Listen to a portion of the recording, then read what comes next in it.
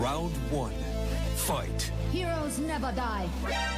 I'm Commander Shepard, and this is my favorite store on the Citadel.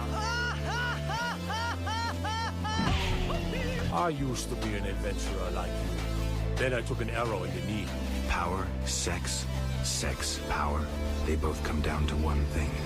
Hungry gamers. Hello, and welcome, boys and girls, to the 232nd episode of the Hungry Gamers podcast. We are powered by ATEBIT.net, Audio Technica, and Manscaped. I'm your extremely humble host, Brendan White. You can find me just about everywhere at Brendan 8-Bit. And joining me today, the blade to my whistler, my podcast Ride or Die. You can find her on dem socials at Miss Allie Hart. Miss Allie Hart, what is going on today? Not much. It's a Friday evening here. We actually had a pleasant week of rain. Oh, it doesn't rain here in Southern California, so when it does and it pours, it's like a miracle. So. I'm sick of the weather up here. I am absolutely sick of this Queensland nonsensical weather. A week ago now, like it's been raining, I think, on and off for like 2 weeks here. So, yeah. You know, I like the rain. Give me the rain. It's a nice sort of break from just the muggy, stinking heat. Yeah. But last weekend, like, you know, last year had my car written off in a crazy storm. Last week, we had this crazy windstorm, and I've got like a shed down the side of my house that I bought and built from Bunnings, and it has like the lawnmower and other shit in it. And last week, just got home from work, and I was sitting down in the lounge room, sitting on the couch, and you can sort of see where the shed is down the side of the house out of one of the side windows. Yeah. Now the corner of my eye, like Wizard of Oz style, the shed goes rolling past because the wind and the storm was that savage. The shed got lifted up, pushed all the way down the laneway down the side of my house, and smashed into the back fence and like broke into a million pieces, and I had to run out and grab it before half it went into the neighbor's yard, and you know, trying to like get all the pot plants in because it was just this gale force hectic wind that was just running roughshod. And then, to make matters worse, it broke the bolt on the side gate. So the side gate was busted. But obviously once the wind stopped, I guess the natural bit of weighting in the gate or whatever, or the wind sort of pulled it back shut. So I thought it was fine. Next day I went to work and clearly it was not. And the doggos got out and were roaming the streets, and luckily some random found them because, doggos were gone. I didn't know. They got posts on like a lost and found Facebook page for the area. And apparently like 20 people were like, yeah, they're my dogs. I'll come get them now. Just let me know where you are. Sorry, I can't believe they got out. So all these people trying to steal my dogs. That's terrifying. Yeah. Usually when it's a lost and found, like people are usually a little bit smart to kind of say like, because like Winnie and Bluey, do they have name tags? They did, but funnily enough, I took them off recently because one of them got like snapped and it was like a bit of a sharp edge. Yeah. But like either way, like when you're posting something on a lost and found, you hold details so that when a person tries to claim, they have to prove that the dogs are theirs. So these turd burglars were trying to take my doggos. Luckily got them back. Thanks to everyone involved that made that happen. Really appreciate that. But it was intense. So I'm hoping the rainstorm is just simple rain. That's the long-winded version of this. I hope it's just a bit of rain and the weather's fine and nothing bad happens for you, because anytime there's a grey cloud in the sky, I get terrified. I think, oh, here we go. Here's another one of these hailstorms. Here comes the pain. Everyone seeks shelter. That's, yes. I'm like, yeah, it rained a little.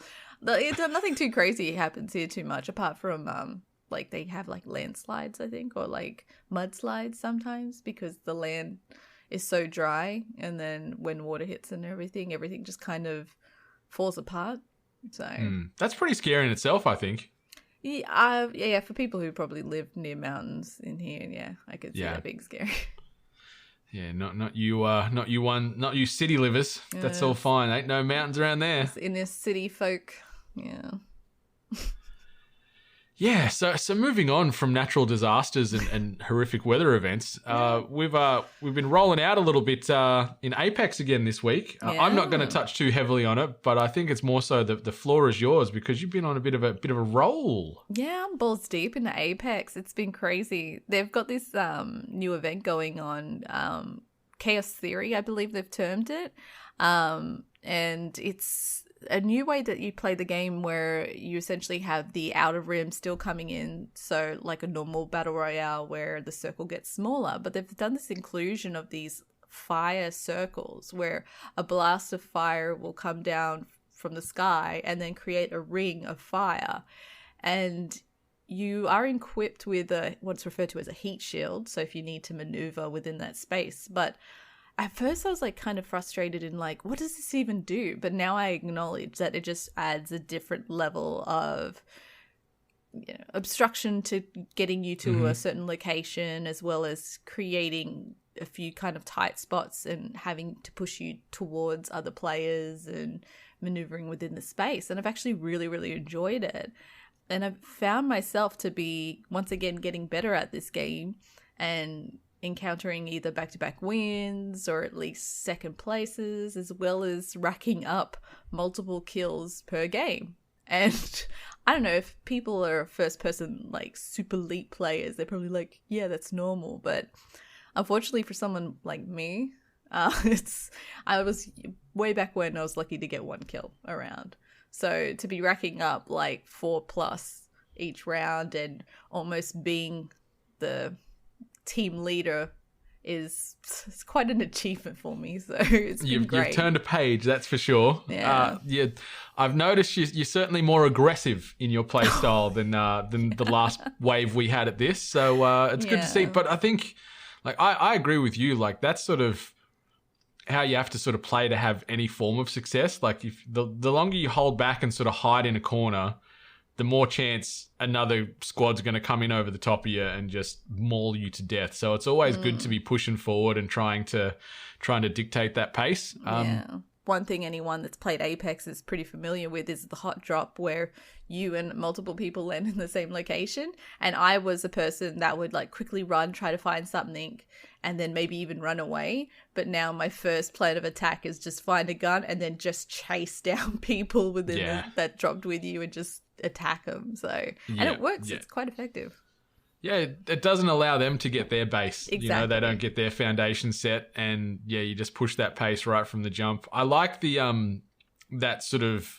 that little like inferno zone thing that they've got going on, because it puts more choke points in the areas already. Like when the zones are starting to shrink, and then that already shrunken zone is missing half of it unless you've got your heat shield equipped, you're sort of, really struggling to get a bit of free movement around. So it's kind of cool in that regard that you not only got to watch the main zone, but watch these bloody inferno areas, plus all the squads trying to take your number as well. So it dials up that intensity. It's just a great game. It keeps going from strength to strength, this game. Like it's the BR for me by a long way. 100%. I definitely think this one is my battle royale of choice. Just everything about it is to my liking in regards to how fast-paced it is, handling, character design as well, although I do seem to rotate generally the same characters.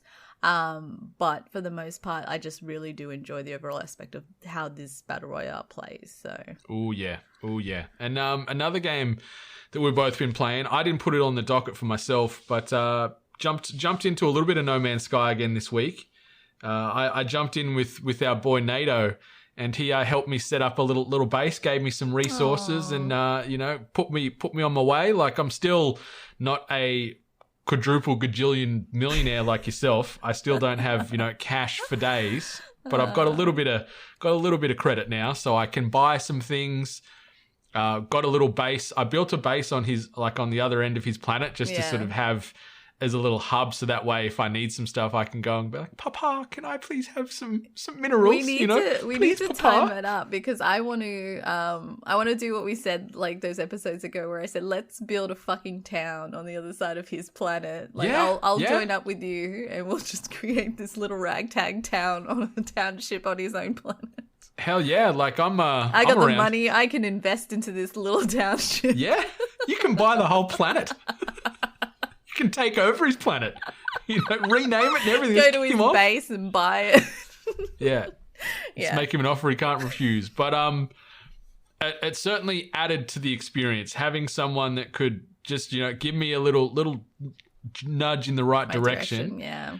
And I was out sort of collecting some elements and some resources, and came back, and he was sweet enough to he built some solar panels for me and stuff, and I feel like I'm still the poor cousin, but I'm getting out of the gutter slowly but surely. I've got a minimum wage job now, earn a bit of crust, and onwards and upwards in No Man's Sky. I'll have to invite you to my base on my husband's planet. Not my planet, it's his planet, but I decided it's such a nice planet that I've built my base there, and it's great. I've got multiple landing pads. There's this wonderful walkway which I've lit up with all these purple lights, and then there's this Take me on a tour. I want to see it this weekend. Take me on a tour. All right, I'll take you on a tour. I'll invite you over. Hell yeah. Sounds good to me. And the other game I've been sinking my teeth into even more this week is Valheim. So can't get enough of this Viking world builder, that's for sure. Benny, myself, and Alex rolled out again during the week. And then last night it was our boy Matt Stallone from Audio Technica's birthday yesterday. Oh, happy birthday.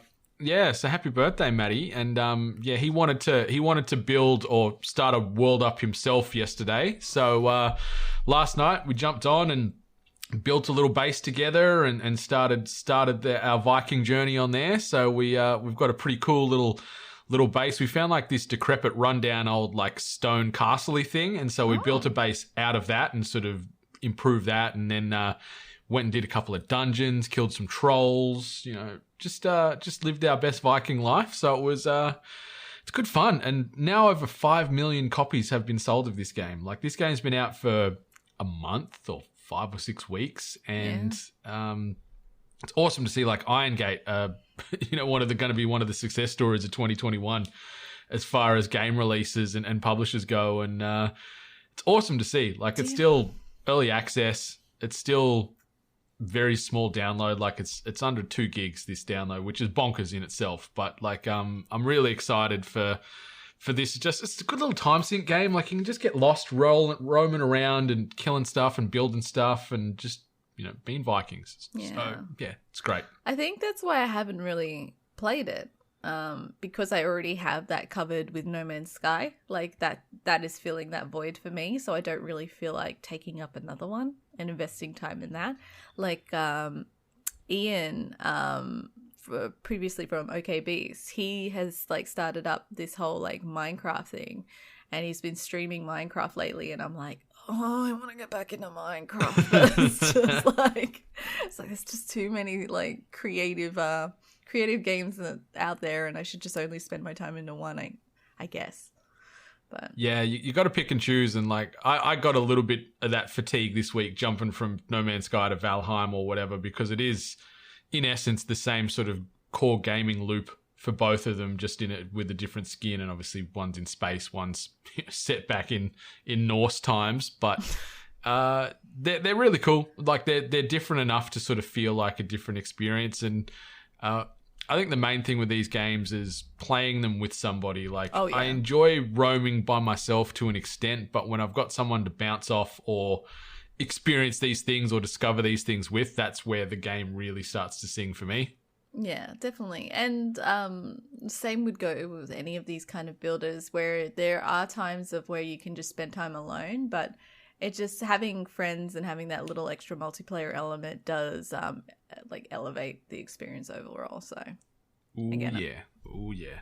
And you've watched something as well, I see. I just want to throw this in here because we stumbled upon it, and it's a quick banger. There's only 6 episodes. It's a TV series called The Year of the Rabbit, and it has Matt Berry in it. People would know Matt Berry from either the TV series of What We Do in the Shadows, or he was also in IT Crowd or It Crowd, depending on how you say it. Like I said, 6 episodes. It's kind of a take on the whole Sherlock Holmes, detective that plays by his own rules in that time period, but it's actually quite vulgar and quite funny, not that serious, and it was a great laugh, and we just like watched it within like a few days. So I'm just throwing that out there. I think it's a Channel 4 production, so that might be on like ABC or something in Australia. So yeah, definitely check it out. It's a quick little funny banger. So I'll have to add it to my list because I'm churning through media at the moment, so I'll need something to look at for a little distraction. So and I love Matt Berry. He is a very, very funny individual. So and everyone in the cast of this holds themselves up to him. So like it's not like he just outshines everyone. It's a pretty decent cast. Oh, that's good. That's good. Yeah, I'll have to have a hunt. I'm assuming it sounds like it might be an SBS or an ABC type of thing, so it could be on SBS On Demand over here in the AU.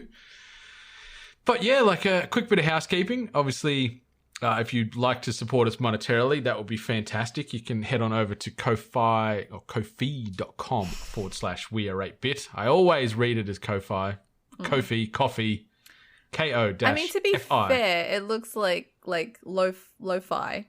Like, yeah. But that's where I can't disconnect from. Yeah, I get it. Always.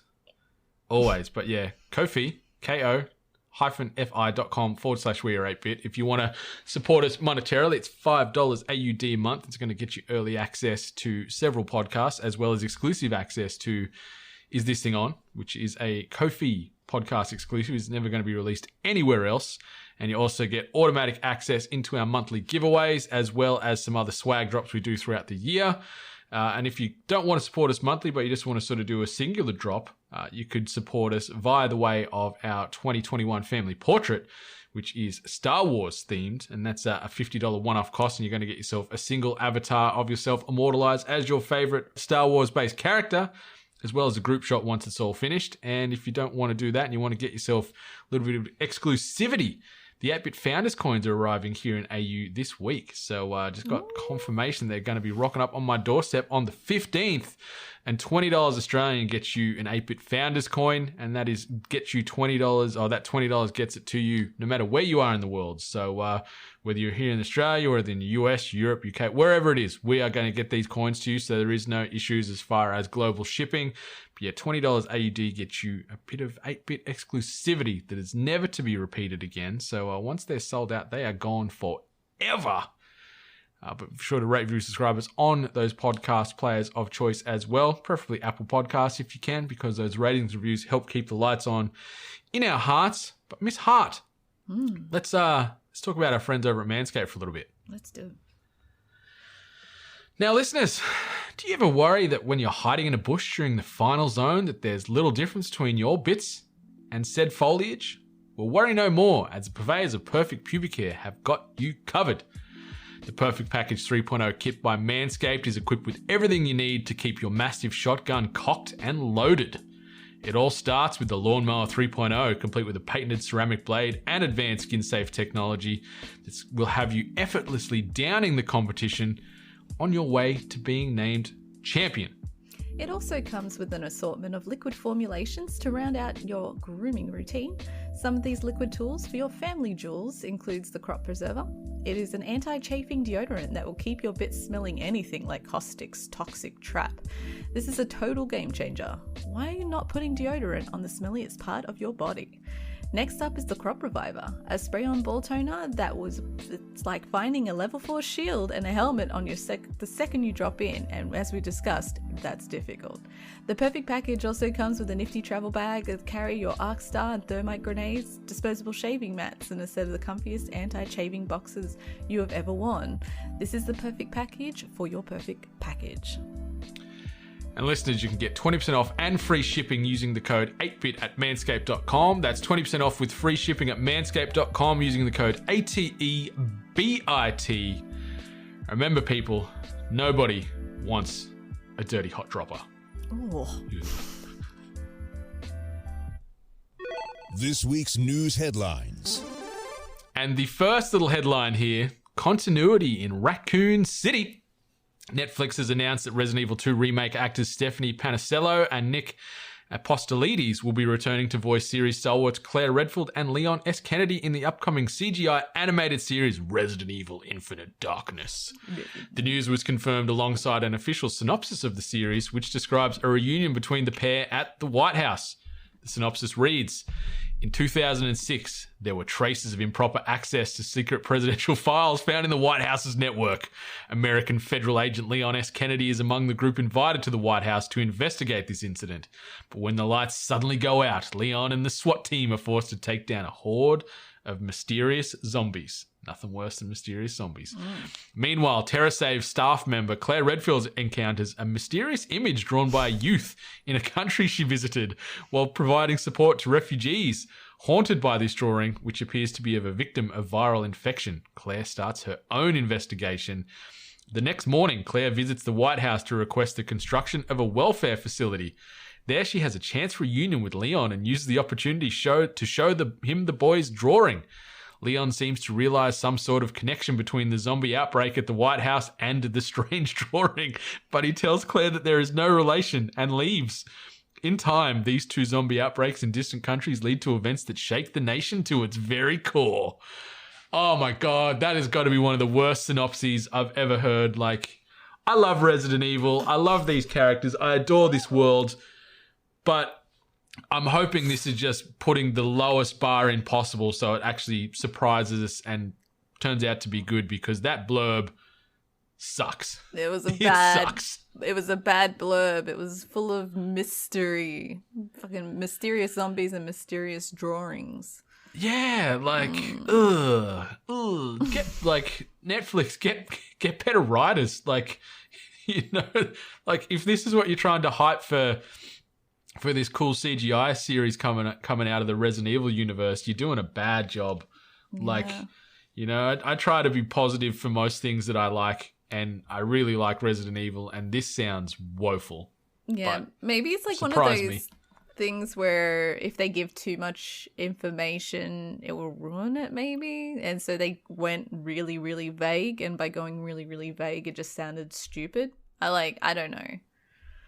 Could be it. Yeah, like lights going out, mysterious zombies, a child that's seen this infection, and Claire starts her own investigation based off a kid's drawing. Like, I know it'll all tie in and weave in and be a big umbrella conspiracy, as it always is, because Umbrella's evil. But yeah, it's certainly for anyone that hasn't maybe watched or played Resident Evil and they read that synopsis, like, if I was completely new to this universe and I'm scrolling Netflix and that's the synopsis I read before I click play, I'd be like, yeah, I'll pass for now. That doesn't sound very good. It's almost sounding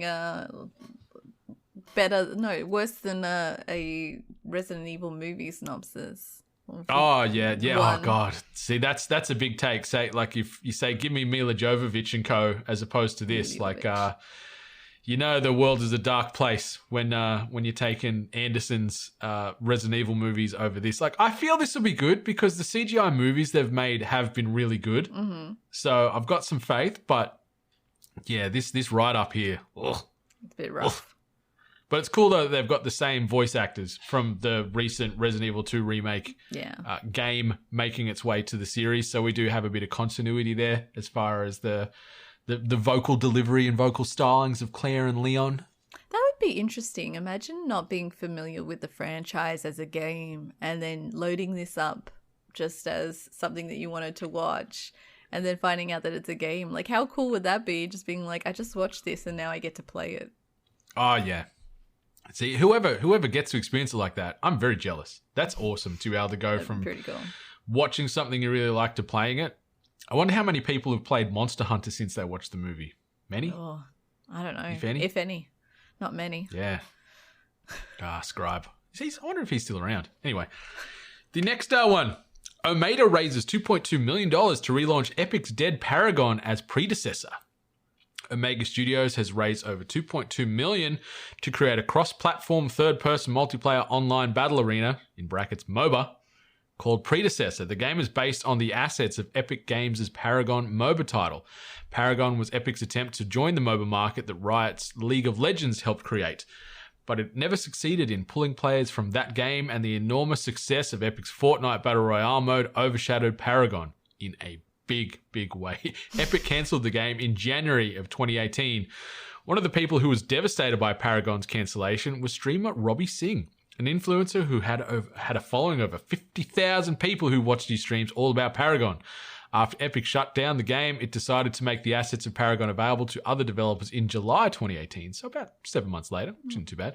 Singh decided to rally his community and form a team to pick up where Epic left off. Singh started the company in January of 2020 with Andrea Garella and Stephen Melior.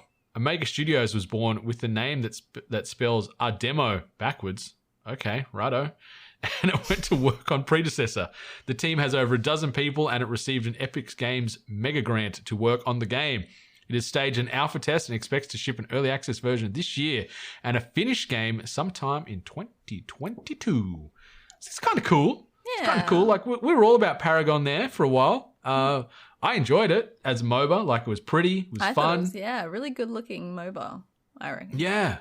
And then obviously, yeah, got the knees cut out from itself like badly, fairly quickly in the cycle. Yeah.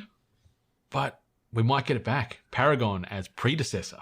Yeah, I can appreciate that someone that was so heavily invested in this game and obviously disappointed to see that it was shelved, kind of going out there and doing something about it as opposed to just sitting, possibly sitting on the sidelines and complaining.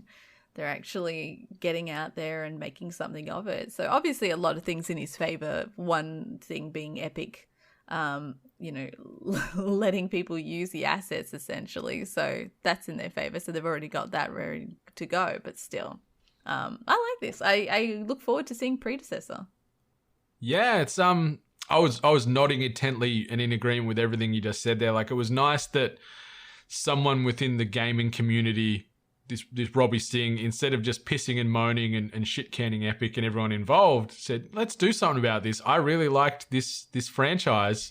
Let's try and breathe more life into it and see it reimagined as Predecessor. So it's nice that there's some positivity to come out of the gaming space and the content creator space instead of them just poo-pooing on everything. So yeah, I'm excited to see what they do with it. Like, There's no guarantee that a player base will attach itself to it the second time around, but we've got to have a holdout hope, right? Of course. And try and be positive, like, because it was a clean game. Like, it felt tight. It was a little bit more arcadey, a little bit less frantic than, say, League of Legends and Dota and stuff like that. Yeah. And it was gorgeous. Like, graphically, it was probably the best looking MOBA I'd ever. Like, I'm not a MOBA savant, but like, I think it was one of the better ones I've ever seen. Like, and the character design was pretty complex and really beautiful. It's like I said, it was quite a shame that it didn't succeed. I am wondering now if we see in the future where game companies who just can't seem to push out a title, wondering if they do this thing where if they say it's too hard for us, could they offer it out to other companies to see if they can do better or make something with it? Because thinking now about Anthem and how Anthem kind of had the bones of what could possibly be a good game, but they've had to shelve it essentially, wondering if they kind of market it out to someone else saying, hey, maybe you can do better. Here's the assets. Here's this. I think it's a great idea, like sharing of assets and some of the IP and some of that kind of thing around. Like, obviously, Epic, when this thing gets released, they'll be taking a slice, no doubt about it. But like, it's still cool to see the potential. Like, yeah, like, it'd be amazing to see some other studio say, hey, we've got faith in what Anthem could be. BioWare, over here, please let us utilize what you've built and see if we can make this into something great. Like, so much potential there. Obviously, the big fat cats that oversee a lot of these studios might think differently. EA could be very, very particular with sharing assets and resources, but yeah, hopefully this sets like a nice precedent where we do start to see a little bit more mind share. And like Epic, they are one of the biggest dogs in the fight these days, and they've got more money than you can poke a stick at. So they can afford to do things like this, but hopefully it's a sign of positive change and things to come, and breathing fresh life into dead IP. But we'll see what happens with this new studio and with predecessor, because I enjoyed playing Paragon back in the day. Paragon. It was all we talked about there for about 2 months, and then it died. All right, something that also, I guess we could say we thought was maybe not dead, but maybe idle, maybe dormant, but it's back. The Heroes in a Half Shell are back, baby. Teenage Mutant Ninja Turtles Shredder's Revenge has been announced for PC and consoles this past week. It's a 4-player co-op side-scrolling brawler developed by members of the Scott Pilgrim vs. the World game team. Inspired by games like 1991's Teenage Mutant Ninja Turtles Turtles in Time, Teenage Mutant Ninja Turtles Shredder's Revenge offers a classic pixelated art style and shell-shocking new abilities built on a foundation of classic brawling mechanics. Players will fight through a breathless tour of iconic TMNT locations such as the New York City sewers and Dimension X to thwart Bebop, Rocksteady, Krang, and Shredder. The trailer for Shredder's Revenge also debuts a new take on the famous Teenage Mutant Ninja Turtles theme song performed by Faith No More's Mike Patton. I love you, Mike Patton, so much. You're my best friend. Please be my best friend. A release date for the game was not provided, but we all know the game will. We know the game will come to PC and consoles when it launches. Teenage Mutant Ninja Turtles Shredder's Revenge will be published by Dotemu in association with Nickelodeon and is being developed by Tribute Games, whose previous work includes Flint Hook and Mercenary Kings Reloaded Edition. Tribute is made up of former Ubisoft employees who worked on beat-em-ups like Scott Pilgrim vs. the World and the 2007 TMNT hack and slash movie tie-in. Dotemu has some retro pedigree, having published Streets of Rage 4, brought Windjammers back to life, and is helping remake Pharaoh. So damn, this game looks exactly like the old Teenage Mutant Ninja Turtles Turtles in Time arcade machine classic. I love that game, but holy moly, it costs a lot of money to finish that because you die so often. But this looks cool. The art style looks cool. It's got a sort of fresh coat of paint, but it's still retro as hell. Cool different abilities. One little thing I noticed was cool that each 4 of the turtles like run and move differently. So they've all got their own little unique animation styles and quirks. Yeah. The fact they're bringing in all the main antagonists throughout the Ninja Turtles universe is great too. And it just looks funky, and I'm excited to play some 4-player co-op. Yeah, like I'm unfortunately not really attached to Teenage Mutant Ninja Turtles as a franchise, only because I didn't really get to grow up with it, in the sense that I wasn't allowed to. But this game looks cute. Like, it looks like all the games that I kind of grew up with, more so playing on like the Mega Drive, like your Golden Axe, and as they mentioned here, Streets of Rage 4, which recently got its release onto the Switch and had a nice coat of paint on it. It's much of the same, but having a small amount of new flair on it, which keeps it fresh. So I'm assuming that I'm actually really going to like this Teenage Mutant Ninja Turtles game, because I mean, it has a lot of elements of things that I've enjoyed in the past. So I look forward to playing it. I feel like a nice 4-player co-op within the team should be in the mix in the future. Definitely. I think just through natural progression and the savagery of social media, I think you're going to have to play as Raphael, because all the other turtles have been accounted for in our playthrough already. So you're going to play as Raph. Okay. Which I could see you appreciating. Like, he's a bit serious, can be a bit moody. He's more of the straight shooter of the group. Takes no nonsense, and he uses size. He's got size. Oh wait, that's cool. I've got a bad feeling I've got the worst one. If everyone else is accounted for. I like Raph more than I like Michelangelo's my favorite. He's the party dude. He's the pizza loving guy with the nunchucks. He's always been my boy. Yeah. He's the orange. Donatello's the nerdy guy with the bow staff with the purple. Okay. Leonardo's the leader. He rolls like dual swords in his blue. I was never big on him. He was always a bit of a punce. But it was always Mikey and then Raph for me. So I think you've actually come out ahead. So okay. I'll take Raphael. Yeah, he's a bit of a dude. He's sort of the toughest one in the group, and he's a straight shooter. He doesn't take no nonsense. So but it's cool. It looks good, and I'm excited to play with 3 other people and see how many times we die during a playthrough, because these games are always very unforgiving because there's never really a block button. You just got to jump or move when you can, because otherwise you get hit by everything. Everything. Okay, the next little banger here, A Million Little Nightmares. Little Nightmares 2 has hit a big sales milestone, selling over 1 million copies in under a month. Tarsier Studios' sequel launched on the 11th of February and hit the million sales mark before its 1 month anniversary, publisher Bandai Namco said this week. By comparison, the original Little Nightmares was announced as having hit 1 million sales over a year after its initial launch in 2017.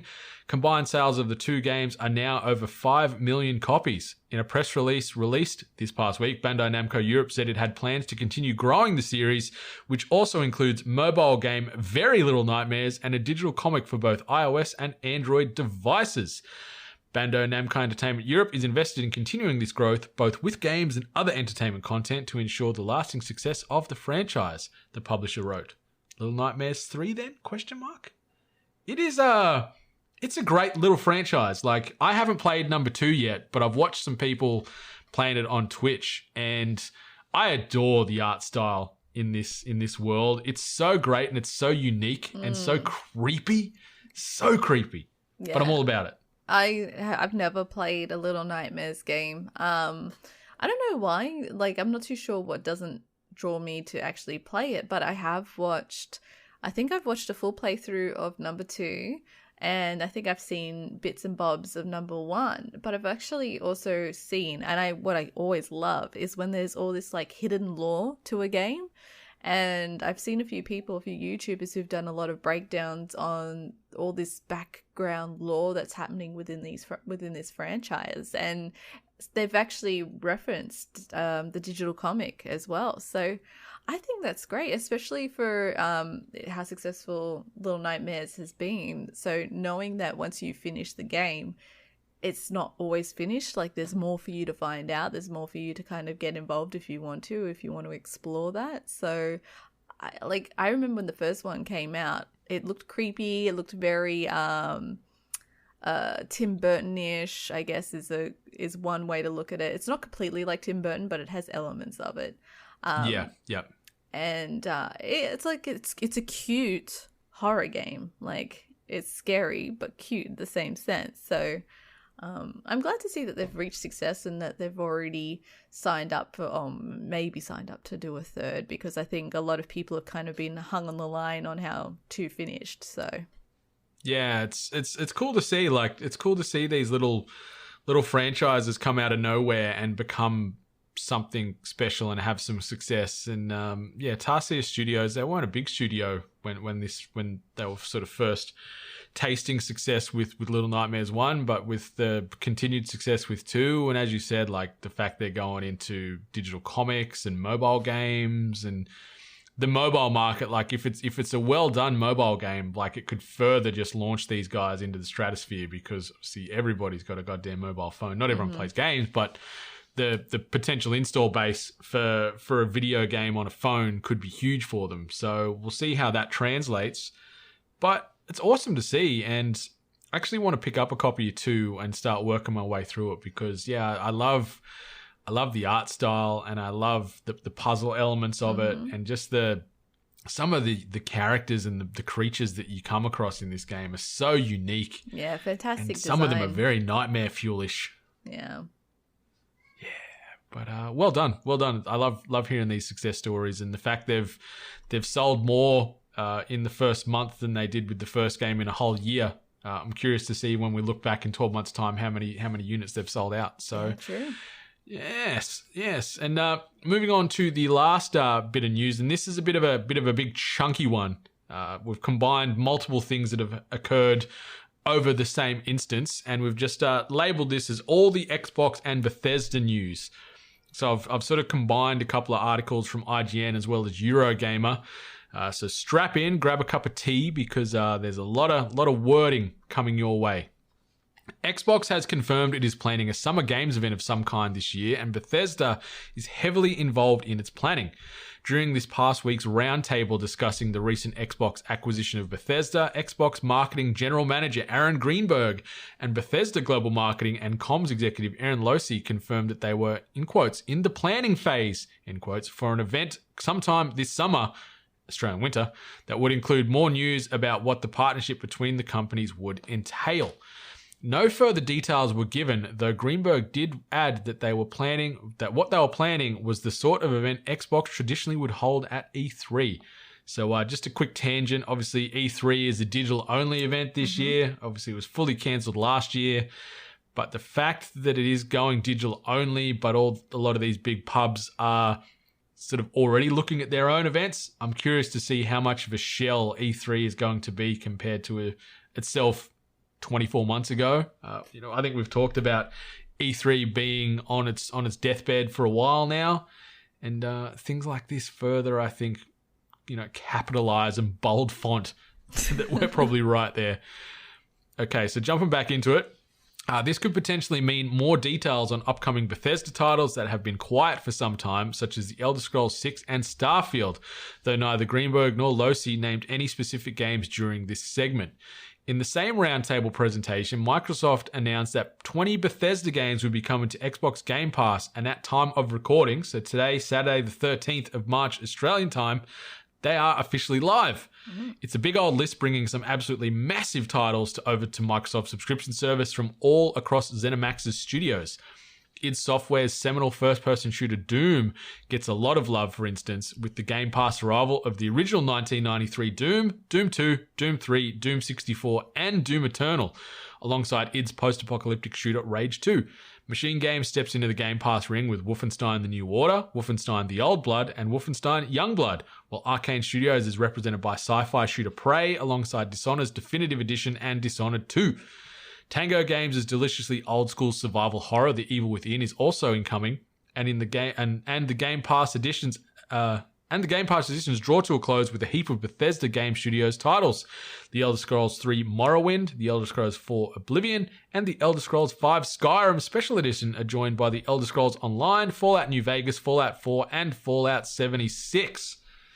And lastly, the question everyone's been eager to have answered since news broke that Microsoft was acquiring Bethesda and parent company ZeniMax Media last year. Xbox head Phil Spencer clarifying Microsoft's stance on exclusivity for future Bethesda games. In quotes, "I see it in the community, I listen to the podcast and all the questions," he said, "so I'm going to try and be as clear as I can because I just think it's fair. Obviously, I can't sit here and say every Bethesda game is an Xbox exclusive because we know that's not true," he explained. "There's contractual obligations that we're going to see through. We have games that exist on other platforms, and we're going to go and support those games on the platforms they're on. There's communities of players. We love those communities and will continue to invest in them. And even in the future, there might be either contractual things or legacy on different platforms that will go do. But if you're an Xbox customer," Spencer continued, "the thing I want you to know is that this is about delivering great exclusive games for you that ship on platforms where Game Pass exists. And that's our goal. That's why we're doing this. That's the root of this partnership that we're building. And the creative capability we'll be able to bring to market for Xbox customers is going to be the best it's ever been for Xbox after we're done here." The takeaway then is that games currently available on other platforms shouldn't be affected by Microsoft's acquisition of ZeniMax Media, nor will pre-existing exclusivity deals such as the timed exclusivity windows announced previously for Deathloop and Ghostwire Tokyo on the PS5. Future games, however, will be exclusive where Game Pass exists, currently meaning Xbox consoles, PC, and any platform capable of accessing this service via cloud. So that was a lot. There's a lot to take in, a lot to digest there. But good news, exciting news. It's kind of cool that they sort of just sneakily guerrilla campaign 20 games straight onto Game Pass all of a sudden that are available right now for Game Pass users. Some absolute classics in that rotation there. I'm excited to see more about this Microsoft event during summer/winter, just to maybe see some more developments. Maybe we get a little peek of Elder Scrolls 6 and maybe we find out that could be a Xbox exclusive, maybe, I'm thinking, because I doubt there's contractual obligations tied into that. Like, because that's a big old flex. If they can come out and say it's only coming to Xbox, that is huge, because that's one of the biggest IPs in their portfolio that they've just acquired. But Miss Hart, what do you think about all this? What's your thoughts? Yeah, full disclosure, this sort of stuff was being gossiped about in previous weeks, which we didn't report on only because it was pretty much just a lot of gossip. But now everything's kind of come to fruition, everything's out in the air, and now we know that this is happening. I'm pretty stoked. There's a lot of Bethesda titles in there now that we get to access in Game Pass. One obscure one that I'm probably a lot of people are surprised to hear is that I'm really looking forward to replaying Wolfenstein The New Order.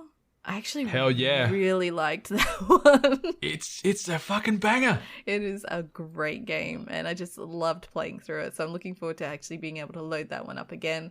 And your girl's going to probably play all the Elder Scrolls too, even though she's played them 1,000,001 times. But, I mean, a lot of people are getting angry in the sense of the idea that now that Microsoft owns Bethesda, they're going to hold back and not release titles, and people that are on PlayStation are going to get like the rough end of the stick and miss out on titles. I sit on the fence with the fact that Microsoft don't seem like a team who would hold every title against like keeping it Microsoft exclusive. They do need exclusives. PlayStation's usually won the war on holding best exclusive IPs. However, I think there's just going to be key titles, like, and maybe you're right, maybe the new Elder Scrolls game is going to be the exclusive. I think that's a big one. I think that's that's a very big play.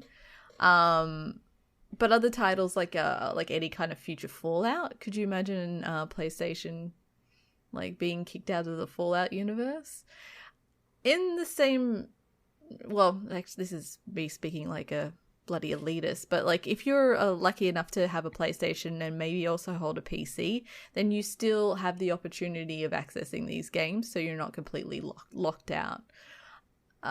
It's just, if anything that I took from this is that Game Pass can just becomes the most undeniable item in gaming that everyone should just sign up for, because it's fantastic. Like being able to, it's getting to a Netflix level where you load up Game Pass and you are just inundated with all these wonderful options of games, all these awesome titles.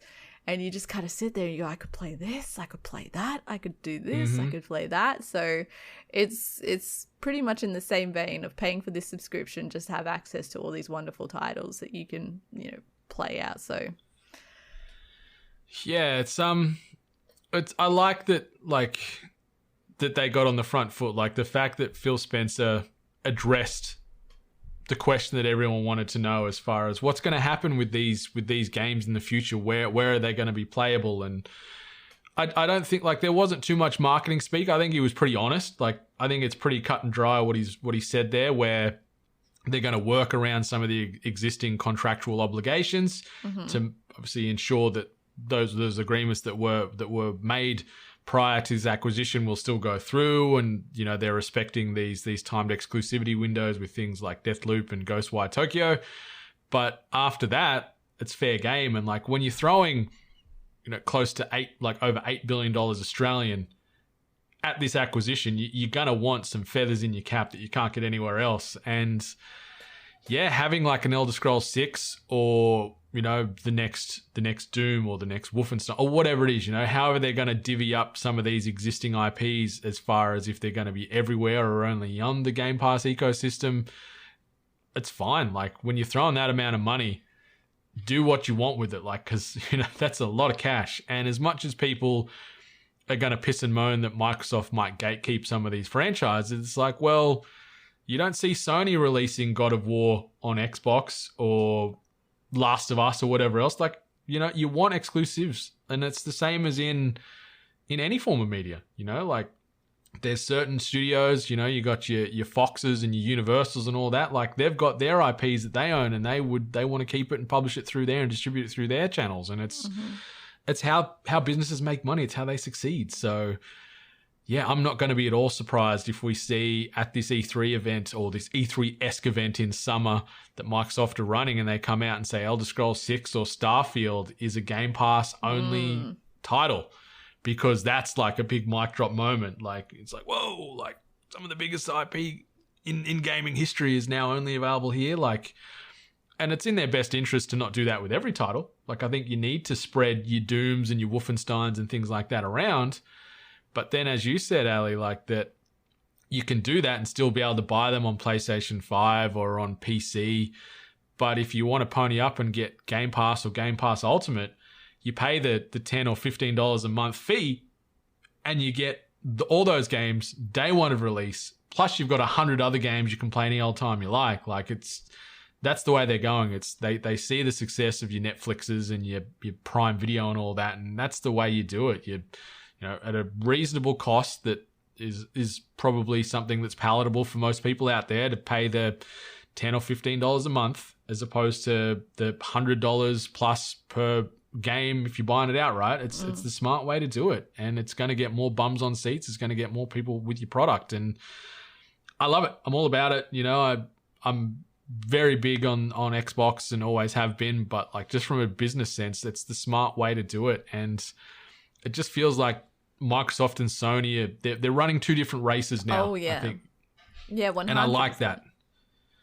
Yeah, I'm big on that. And I think it's good for Microsoft, especially considering how this race essentially, and I hate saying it, but the freaking console wars, and how they kind of always push and shove between each other on who has best of what. But you are right. They are now essentially running two completely different races, where PlayStation wants to have obviously their exclusives, and as well as new technologies that they're trying to work out. Like the other week, we're talking about them. Was it the banana thing? Yeah, the banana controllers. But also mentioning them working on VR again as well. And then on the other side of the coin, we have Microsoft, who here is just providing, like we've referenced, a Netflix type service in regards to gaming. So a person can definitely get more bang for their buck. Obviously, to the market of a person who likes variety, who finds themselves constantly looking for another game to play and finish. I could understand if a person only plays maybe they only play COD. I get it. Then this might not be for you. But if you've got the cash to burn and I don't see why not picking it up. It encourages you to try new games because the investment's already there. You've already paid for your subscription. So try out Prey. Everyone loved Prey. You could play the classic Doom games. You may have not played them before. A lot of people love Dishonored. And now, what was it, a few months back, the Microsoft team also picked up EA for Game Pass. So now you have a lot of EA titles attached. You have Titanfall in there, which is still one that I'm going to go back and replay. So, I mean, the value is there, especially if you've got the cash to drop it. I think this acquisition has been smart. I think it's been a great honestly, when I heard that they were going to take Bethesda, I almost didn't believe it. It seemed like a big ask. It's crazy. Like, I still remember, like, reading this. Like, I was playing the Avengers with Jared, with Benny, and with Jono, and we were on there, and, like, between loading in, I was on my phone, and I saw a Jason Schreier tweet, and it was just, Microsoft to acquire Bethesda for $7.5 billion or whatever it was, and I just remember that time frame and just the discussion we just had. Then we're like, no way, this can't be happening, and then talking about the possibilities, and it's just a big old stable of studios, a big old stable of well-known, globally renowned IP that it's a smart get by Microsoft. And I don't want to come across like that. I adore Sony. Some of their IPs are some of my favorite games I've ever played in my entire life, but they are two very different positioned businesses at the moment. And Sony has every right to be where they are because they are the undisputed kings of, if you want to say, the console war. Like, they've been smashing Microsoft for years. No one can dispute that.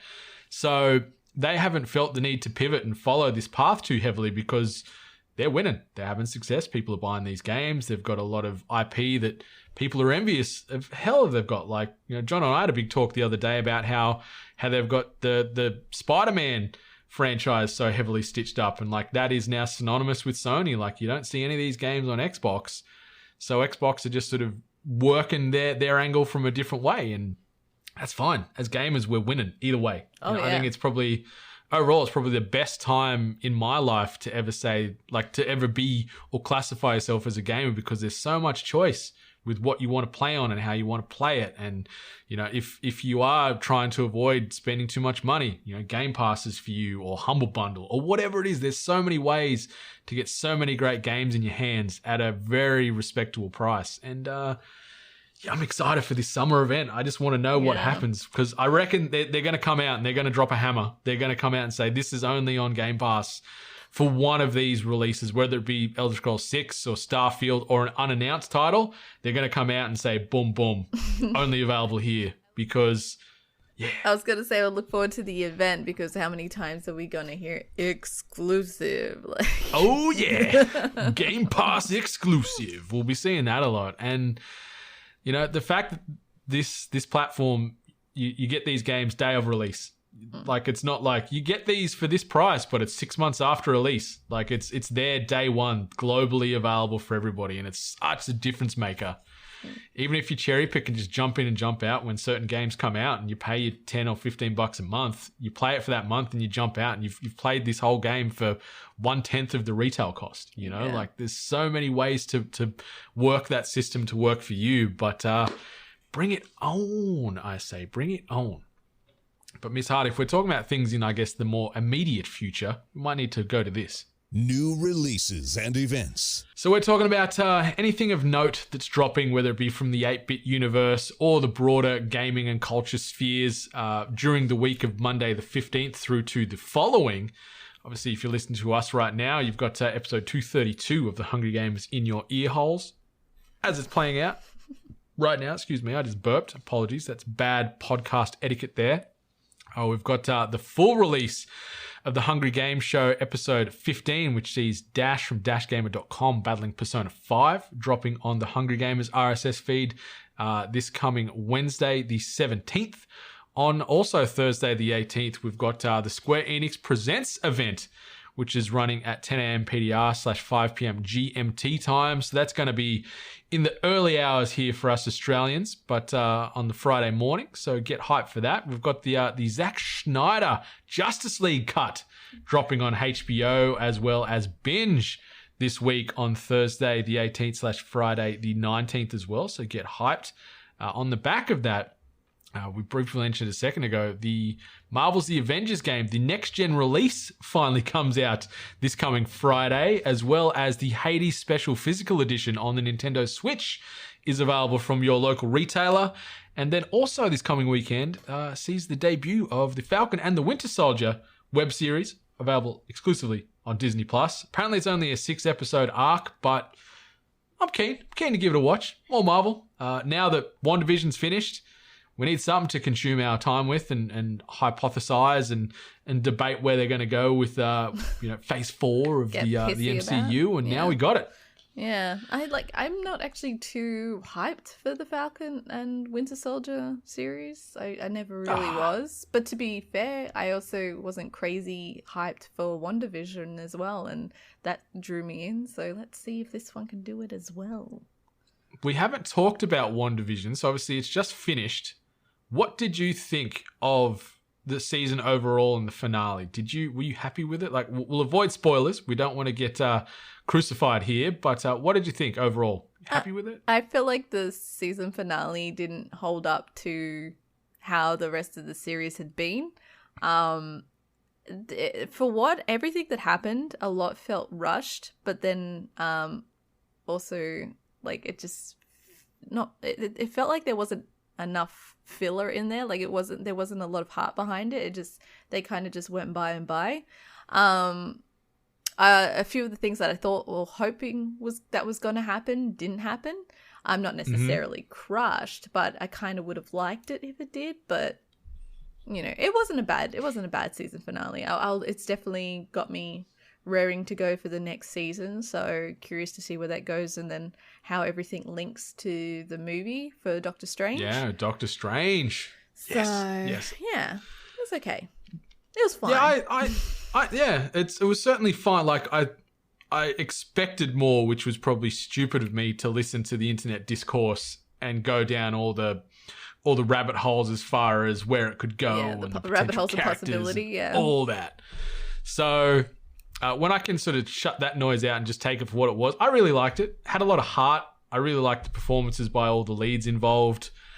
But I was expecting a little bit more. But overall, it's fine. 7 out of 10 is where I'd go if we're going to just dart throw a number. But overall, I really like what they did with the season. I like the character development and just the evolution of that storyline and how it played out and just how it was shot. Like, it was so coolly done when they were jumping through the television eras and stuff like that. And yeah, Elizabeth Olsen, Paul Bettany, and Catherine Hahn absolutely crushed it as sort of the three leads in this show. And yeah, give me more of that. Give me more of that, please. But yeah, Falcon and Winter Soldier. I'm keen to see what happens with old Bucky Barnes.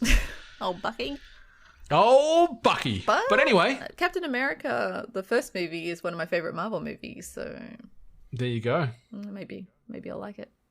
Yeah, there's hope yet. There's hope yet. And if you're wanting to consume any more content between now and next 233 of The Hungry Gamers, also be sure to check out the Comedy Rewind, the most recent episode that dropped this past week or so with Nick Scarpino and Marionette Bros, seeing Jono and those two legends talking about the 40-Year-Old Virgin.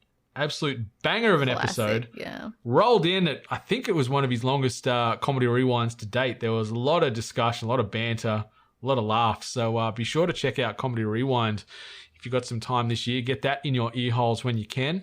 But Miss Hart, anything else you want to say before we close down the studio for another week? Yeah, I just want to give a quick mention for a little indie title that was brought to my attention this week, which is called Stonefly. It's a cute little game where you're set inside of like a insect world, but it looks really relaxing and calm and chill, and it's currently in development and they're hoping to get it out, I believe, this year. So if you want to look that one up, they're on Twitter at Stonefly Game, or check it out on Steam and add it to a wish list. I'm not too sure how many people know out here, but when it comes to indie titles, it means a great deal to wish list a game. It really helps them get their title out there and get some kind of front facing, especially in the Steam store. So always to remember, like when it comes to indie titles, if you're kind of interested in it, wish list it. It doesn't hurt, just puts it on a list for you and keeps you updated with it. And it really helps the developers. I had no idea about that. I need to start wish listing more games then. Because, as you said, it takes no time, and if it helps out, it's just like when we talk about, giving us a rating or a review on iTunes. Exactly. Like, spare that time, and it can help them with forecasting and pitching to try and get more funding and stuff like that. So, makes sense. Makes sense. But yeah, Miss Hart, this is the end of 232. I guess we should close this sucker down for another week. But until next time, Open Nation, much love. And stay hungry. You've been listening to The Hungry Gamers, one of many gaming and geek culture related podcasts from the 8-Bit Collective over on 8bit.net. Check out more episodes on your podcast service of choice. And while you're there, please be sure to rate and subscribe. Until next time, boys and girls, stay hungry. I still can't believe you've never seen Jurassic Park. That just blows my mind. You know what I have seen with Sam Neill, and it's a great movie? Event Horizon. Yes! One of the best sci-fi horror films of the last 20 years. Space Hell Orgy. Hell yeah. And Lawrence Fishburne going, fuck me!